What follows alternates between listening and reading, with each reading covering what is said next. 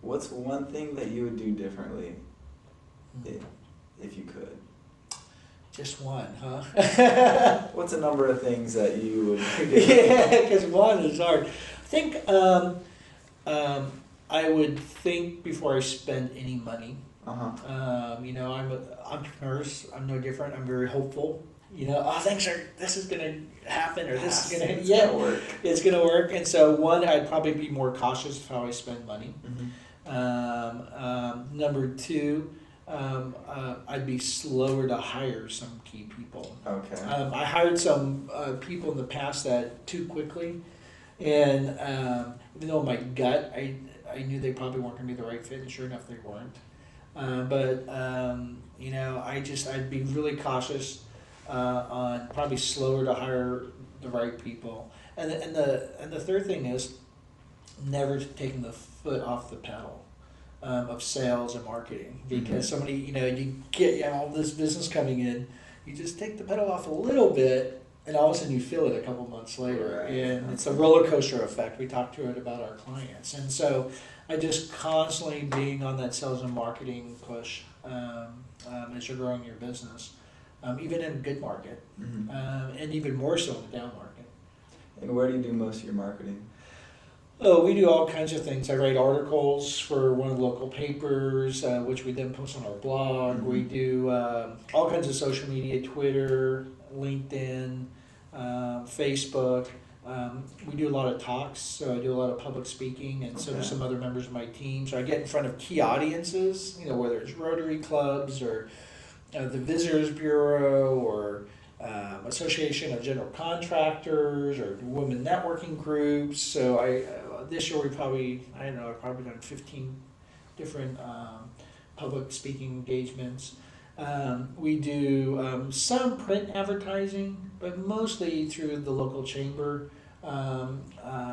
We do a lot with strategic partners. So lawyers, accountants, financial planners who all work with our core audience.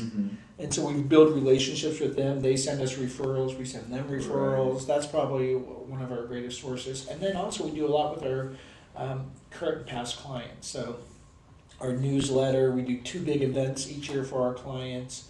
We're always, trying to make sure we've actually called or emailed out all our clients throughout the, every quarter going, okay, we each have our group that we have to keep in touch with, because they're our greatest referral source. And also their needs always are changing, and so they always, can come back to our services.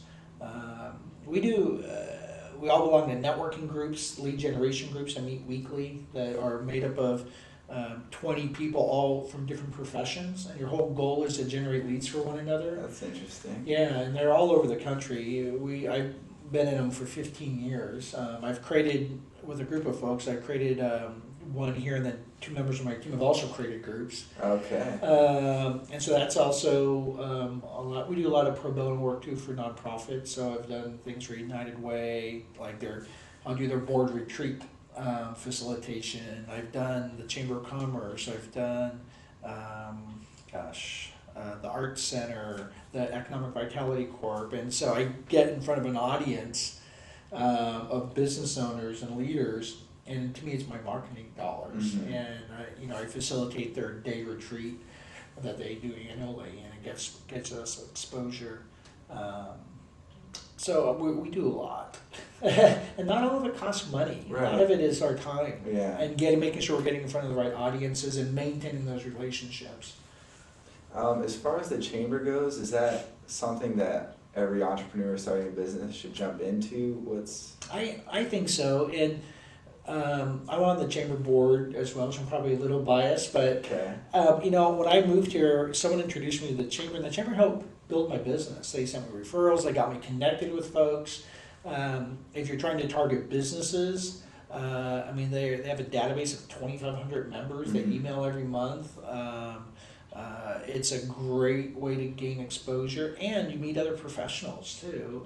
And if you work at like anything, a lot of times people join the chamber, I didn't get any business out of it. Well, what'd you do with it? Did you go to the meetings? Did you volunteer? Did you do any of those things? And the chamber, in our county, we're very fortunate to have some really strong chambers. Everywhere from Grover Beach one, Aurora Grande, San Luis is phenomenal. You know, San Luis is one of the top 10 chambers in the I country. swear, that's incredible. Dave Garth has done a great job, and then Paso Robles has a very strong chamber as well. And so there's some people who really want to help other businesses succeed. And to me, if you're a business and you're here locally and you're not part of a chamber, I think you're missing out.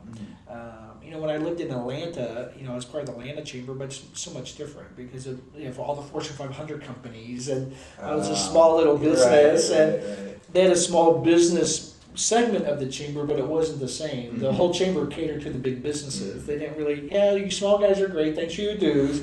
But in the smaller markets, I have just found that they're real focused on the smaller businesses. That's the majority of our businesses here.